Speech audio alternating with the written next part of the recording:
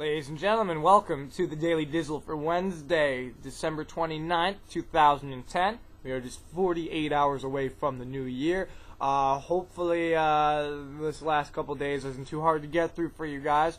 If you've got the right idea, you're going to be joining us so we can throw the shitty old year out the window and start the new one on the right foot. As always, I am especially 12-year-old looking Tommy Dizzlemits, bringing you the odds and ends today. Got a lot of NFL coverage and some other trashy news, if you will. You'll know exactly what we're talking about when we get to it. You know, all those Disney queens who like to take digital camera pictures, and the teen moms who just can't seem to be getting out of trouble nowadays. We'll have all of that, the interesting stuff, in addition to NFL coverage. We were originally going to have some box office for today, but there hasn't been any numbers coming in past the Monday numbers. So we will have the full holiday week box office from Christmas to the New Year's tomorrow and the next couple days. In the meantime, and the big news coming out last night, there was the first ever Tuesday night NFL game in 60-some odd years. You had the Vikings, whose season is lost. They didn't have Favre, taking on the Eagles, who had Michael Vick and his awesome season so far. However, despite having nothing to play for, the Vikings really turned up the heat last night. Joe Webb, his first time start after they played him a couple weeks ago for the first time, he showed he could make some moves. The Vikings were 2 touchdown underdogs going into the game. However, quad injury, a bruised quad to Michael Vick on the first play of the game really helped the Vikings turn it up to another level, and they might be 2 touchdown underdogs, but they ended up beating the Eagles 24-14. Now, of course, the Eagles do not have any shot at getting a bye week. If they want to stay in this for the rest of the season, they've got a long road to go. Of course, the other big news coming out of last night was the Pro Bowl announcements. Michael Vick and Tom Brady, the two men who are pretty much neck and neck for MVP this year, though after last night's performance, Vick might have dropped back in the hunt. They are going to be the headliners of the Pro Bowl, essentially. There were a lot of teams chosen. The only teams not having anyone representing them, the Buffalo Bills, goes without saying, the Cincinnati Bengals, the Seattle Seahawks, and the Tampa Bay Bucks, unfortunately. They even got the Panthers in there? That's kind of fucked up in a way. Regardless, though, they were trying to ask Vic after his loss about how does it feel to be on the Pro Bowl team, but, he said it himself that he's got a lot to worry about between now and the Pro Bowl just because, he's got to make sure his season goes well, and if they want to go to the Super Bowl, they're going to have to do a lot more playing. So we'll see how that ends up turning out. We'll have more of the Pro Bowl coverage a little bit later on. I mean, the season's not done yet, so it's worth noting maybe in the last couple of games who the star players are going to be. But it doesn't really seem like anything outside of the ordinary. You have Vic and Brady leading. You got Peyton in there as backup as well. Just a lot of the choices seemed like no-brainers. So we'll cover them in the next couple days at another time when we've got more time. Other news coming out, Brett Favre has officially been fined $50,000 for a failure to cooperate with the investigation and allegations of his inappropriate text messaging and photo messaging. That whole thing was ridiculous. Did we all not know how this was going to go from the start? We all knew that they were trying to talk to him. He probably beat around the bush a little bit. I don't think he should be getting fined when you have these girls who they're like, hey, we know you're the ones who he may have sent shit to, so we need to talk to you to kind of figure it out. And they're like, no, we're not going to do nothing. I mean, just ask. And not even the girl who, is named would even cooperate up until, last second. A lot of these girls are probably, the same girls who were cheerleading on the sidelines, who like to sleep with, half the football team back in high school. Yeah, that sounds exactly what they're like. So I think it's kind of bullshit that he got fined $50,000 for these girls getting, in the end, what they wanted to get. Meanwhile, Favre should still retire. If it takes him a couple weeks to recover from each concussion that he gets at this point, he needs to just sit on the bench next year. I mean, look at Joe Webb's performance last night. If they had been letting Webb start this year, maybe the Vikings would actually still be alive. But that's another debate for another day. Of course, otherwise in the NFL action that went on this weekend, we had the Jets losing to the Bears in what was actually a pretty good game. It didn't really matter, though, because the Jets still ended up getting into the playoffs despite the loss. So I would love eventually to be a part of something where I can suck and then still win at the end of the day like that. Regardless, the Giants also sucked this past week and were slaughtered by Green Bay Packers. The Giants, they have a smidgen of a hope of getting to the playoffs, but there are a few crazy scenarios that have to go down this week. Like, one of the best teams losing to the Panthers. The Panthers, that's right. The Panthers who've won 2 games. So, there's a lot of things that have to happen in that, because that is the lead-off thing. A lot of the commentators aren't even giving it a shot. So the Giants are out at this point after their terrible, terrible performances in the last couple weeks.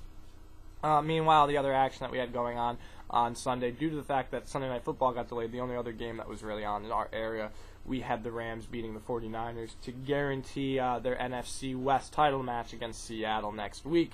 But at least, this week has kind of made things a little bit more certain. The original 4 that had clinched their playoff spots were the Patriots, the Steelers, the Falcons, and the Bears. After this week, we also have the Ravens, the Jets, the Eagles, the Chiefs, and the Saints all in there. So you've got 9 spots. You still have a few spots open with at least 7 teams who can be in contention for those open spots. So it'll be very interesting. It's not over till it's over, and has never been more evident than this year. We're in the last week of the season, and there are still many teams who are trying their best to get into their playoff slots. So that is the latest coming out of the week, the end of Week 16 for NFL action. Of course, this next week, Week 17, is the final week of the regular season before we get into the postseason leading up to the Super Bowl. We'll have your full coverage going right up until the bitter end. Now we're going to switch over to some other fun random news and notes. Sarah Palin, you guys know her, right? She ran for vice president. She liked Alaska until she resigned, but still, December 2008, after her and McCain lost, there was 67% of America saying that they would support her if she were to run. Now, as of December 17th to the 19th of this month, 51% of her own party, they said that they would not vote for her. So that means even if every other person, all the other 49%, fully supported her, her pendulum has swung slightly to that way where she can't win no matter what. And the best thing about these results is the fact that they do the breakdown of the states. And if you actually looked at her home state of Alaska, she had one of her worst showings because 58% of the people would not vote for her. That means only 42% would or were probably undecided. But, that means the best case scenario, 40% of the people from her own home state where she resigned because she did such a shitty job. And it's not even like she won vice president. It's not like she had a reason to resign. She just stepped down and then didn't win one thing and then just didn't go back to the other. Why would we want to elect someone who steps down from one office that they're elected to be president? What if Obama right now in the middle of all this trying to fix shit just goes, fuck it, I'm done, and walks out? Do we want someone who's almost guaranteed to do the same thing after that? No, right? No. Who gives a shit? She's from Alaska. Maybe next time she's out hunting, she'll accidentally point the gun in the wrong direction. Regardless, now on to other awesome stories. You guys ever played Human Frogger before? I have. It's fun. I mean, you don't have to go to the hospital to play Human Frogger. You just have to be very aware of where the traffic is coming. Unfortunately, a man from Clemson, South Carolina, was not quite as good as Frogger as he thought. He was hit by an SUV while playing real-life version of Frogger. Ended up, apparently, the exact report, before he was hit, police say the man had been discussing the game with his friends. Chief Jimmy Dixon says the man yelled, "Go!" and darted into oncoming traffic in a 4-lane highway, and then got hit. Charges are not expected to be filed against the man who was driving the car, unless he happened to be one of the cars straight out of the video game, then they might want to look into that. But other than that, I think this guy's a fucking idiot. So only in America at this point, it looks like, can you get accused and sued for hacking when you're merely just going through and entering passwords into a computer. It seems like there was a man who was suspected his wife of cheating on him. The man was her third husband. He was expecting that she was actually bringing her kid with her to go cheat with the second husband. Dude went through some emails, discovered he was right, ended up getting the first husband to even sue her due to the fact that she had custody of the kid and shouldn't really be bringing her around to her other rendezvous while she's sleeping with other guys. How many fucking guys is this chick sleeping with? Regardless. So, it all comes, shit hits the fan. The one dude sues her, gets the kid back. The second dude was the one that she was actually cheating with. And the third dude who discovered all this is now being taken to court on charges of hacking. Yes, that's right. You can actually get in trouble for entering shit that is just right around you, that is left in front of you. That is considered hacking now. Especially when it's his computer that they probably bought together and everything like that.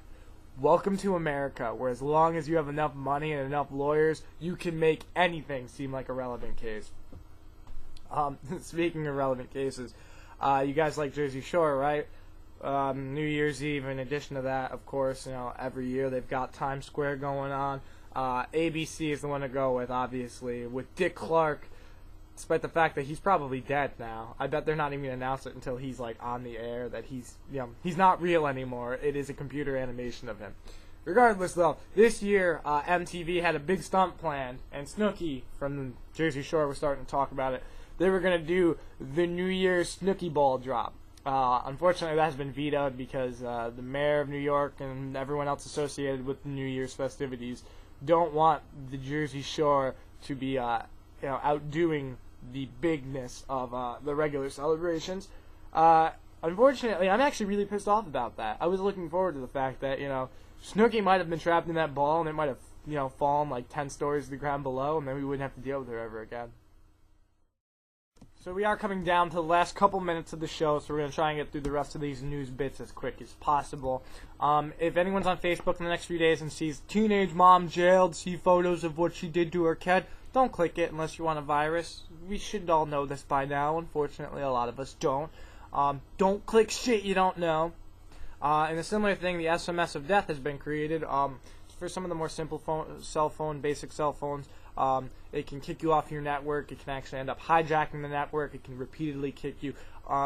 Just don't be clicking shit that you don't know what it is on your phone or online. Is it really that hard to remember? It's the equivalent of going up to a stranger's van if they're holding a puppy out the window, saying that it can be yours if you jump on in with them. Don't fucking do it! Alright, Spider-Man, Turn Off the Dark, what is supposed to be the hugely successful Broadway play of Spider-Man, has hit another setback. It keeps having on-set injuries, pushed production dates. Now the 30-year-old actress, Natalie Mendoza, who was the main villainess of the show, has left. One of her friends was actually the guy who fell 30 feet and had to get back surgery the other day, because he was the fake Spider-Man. So that definitely had a big effect on her. She did not want to risk the same fate. So at this rate, I wonder how many times Spider-Man will actually be put on Broadway before they have to take it down. I'm going to guess that if you want to go see it, you need to go see it its first week. Otherwise, they won't make it much longer than that. And other little bits of news, the Disney sluts, Miley Cyrus and that Demi, whatever the fuck her name is, the one who just might be a drug addict, likes to beat up her backup dancers, that one. Someone get the digital cameras away from them, unless they want to give Disney and Mickey Mouse himself a heart attack, because I don't think Mickey was meant to see those kind of things. Eric Foreman's sister from That 70s Show got arrested for drunk driving. There's a reason that they kicked her off after the 5th season and replaced her. Just saying.